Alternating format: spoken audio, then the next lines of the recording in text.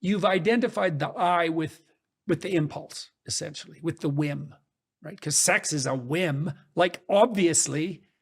Now, does it rule? Well, what is it that you are if sex rules? You're the wolf, that's for sure. Oh, that's for sure. And a wolf to yourself too. So, and you see this ambivalence on the left, because on the one hand, anything goes and all forms of sexuality are to be like celebrated, worshipped, essentially, because celebration and worship are the same thing. Yet sex is so dangerous, especially between like members of a young heterosexual pair, that absolutely every single bit of it has to be regulated right to the last word. It's like, well, licentiousness breeds tyranny. That's why the whore of Babylon is on the great scarlet beast of the state at the end of time. Tell me exactly what that means when you break it down. Well, imagine that when masculinity degenerates, the state pathologizes, the patriarchy pathologizes. Well, what happens to females? They pathologize too. Well, how do they pathologize? In the direction of disinhibited sexuality. So 35% of internet traffic is pornographic. Yeah, but that's not driven by women. That's driven by men. It's driven by bloody women too. Whoa. Parading themselves. Absolutely. It might be like there's no shortage of electronic pimps and desperate engineers, let's say, but that doesn't mean the women who engage in that are innocent by any stretch of the imagination. They're doing the same thing with their sexuality that people granted the talent of intelligence do with their gift. Look at me. It's like, no, wrong. Those women online displaying themselves, they're succubi. They're not human. You're a fool if you think that's human. You're a fool. At minimum, it's a machine-human hybrid. A woman doesn't appear in a million places at the same time. Whatever that is, that's not a woman. Yeah, what do you make of the OnlyFans dynamic between men and women? The more I look at this, the more I'm getting freaked out. There was a woman named... Well, you have to stop looking then. Isn't that... Well, looking at it truly through a research lens, but Belle Delphine, I believe is her name. Back in 2020, she sold 10 million pounds worth of her bath water. Oh, that's perfect. Yeah. The whore of Babylon has a cup full of liquid, by the way, in gold, a gold cup full of liquid that she offers the world. Really? Absolutely. Look at how wonderful this is.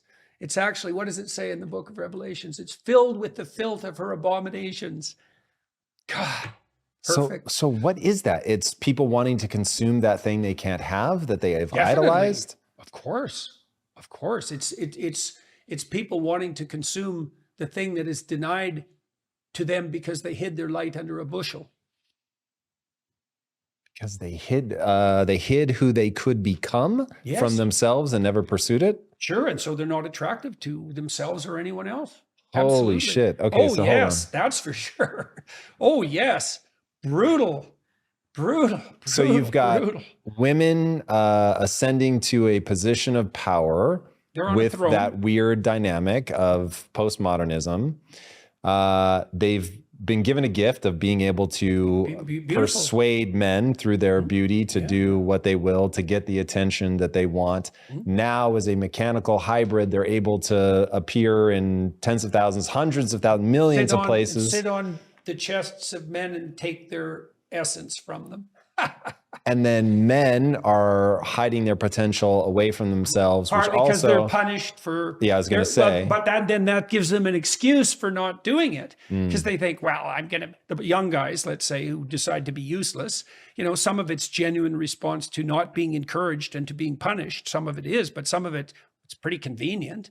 It's like, you don't have to put your cross on your shoulder. It's like, no one wants me to do that anyways. It's like, well, yeah, that's always been the case. And I mean, in some ways, there's new impediments to striding forward confidently, but there's always been impediments. It's so interesting. So I train anybody that will listen that you need to have beliefs in your life. And since facts are overwhelming, it's not about recognizing what's true. It's about recognizing what's useful, is how I think of it. So you have a set of beliefs, you have a set of values, so you have hierarchy. What useful matters to me? In relationship to the right end. That's correct. 1,000%, which is why I always lead with, you have to have a goal, and that goal needs to be honorable. Yeah. So you've got beliefs. You see, so the thing is, that's where your God lies.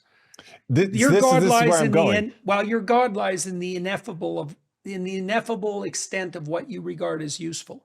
Yes. So imagine that useful tilts in a direction. The sum total of all that would be most properly useful. The essence of that's the God. That's the implicit God. Yeah, I'm realizing I have built from the ground up a system that is designed to do all the things that religion does. It's really interesting. This to me it's fascinating, because whenever you discover the same thing from multiple different disciplines, you can be pretty sure you're converging on the truth, because everybody's just going, what actually works? But the last part of my cocktail is rules. So you need rules in your life. Basically, there need to be things that you don't do. That's good. That's exactly right. That's where conscience. So you can imagine the Spirit of God in the Old Testament makes himself manifest in two forms: calling and conscience. And conscience is what you just described. It's like the guardrails.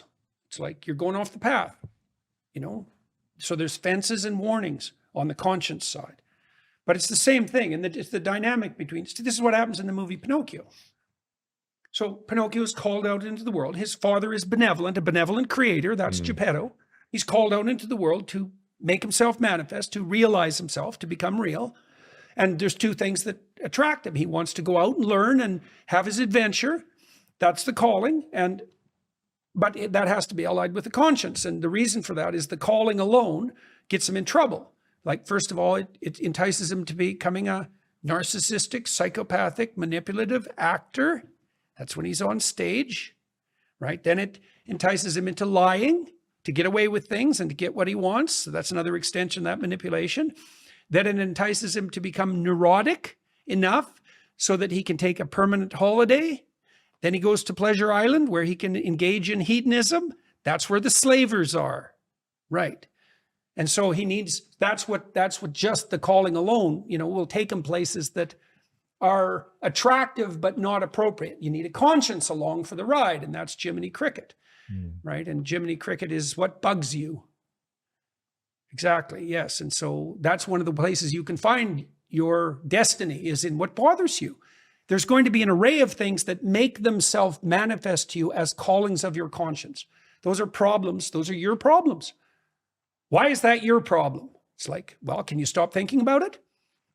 Does it bug you all the time? Well, hey, there you go. That's your destiny, right?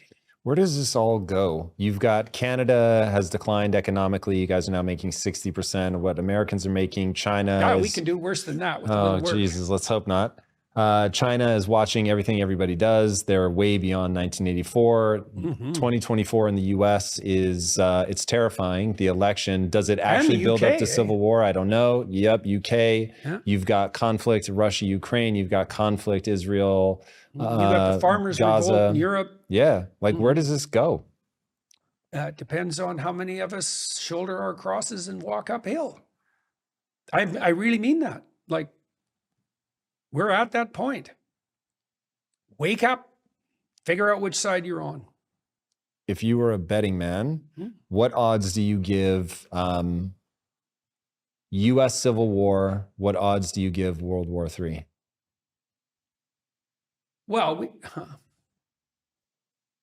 we're already in World War III. So I'd give that 100%. How far will it go? Depends on how stiff-necked we are. Right? So the Egyptian tyrant is visited by, is it 10 plagues? The last plague is the destruction of the future itself. That's the death of the firstborn. So, it depends on how hard we have to be hit before we wake up. And there's no end to that. God destroys the whole world in a flood. That never happened. It's like, how about it's happening all the time? How about it's happened forever? It's happening now. It will happen forever. How high does the water have to rise? Till people learn. And what does it mean to learn? Well, this is why I'm a psychologist, not a politician, or a theologian, to whatever degree I lay pretensions to that. Someone concerned with spiritual matters, let's say, psychological matters. Redemption is a matter of individual determination. So that's why I operate at the big level of the individual. How far will we have to go? Depends on how many sins you decide to continue harboring. How are you connected? How is that decision connected to the destiny of the world? We all bear the world on our shoulders. How can that be true? Here's one way of thinking about it. How much better would the people around you be if you were better? Some, obviously. What's the ultimate extent of that? What if you were everything you could be?